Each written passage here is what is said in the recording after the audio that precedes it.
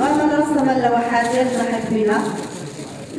كنتحرى على فناننا حسن الزحليفي الذي رسم بورتريهات الفنانين المحتفى بهم ضمن فعاليات الدورة الثالثة لمهرجان ليالي الأنس.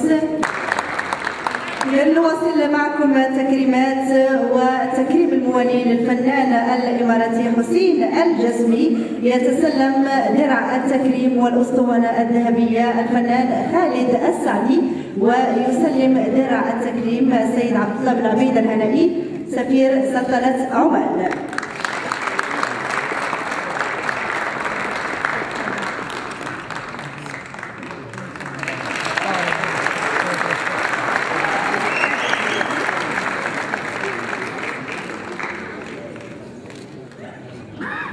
الوسط.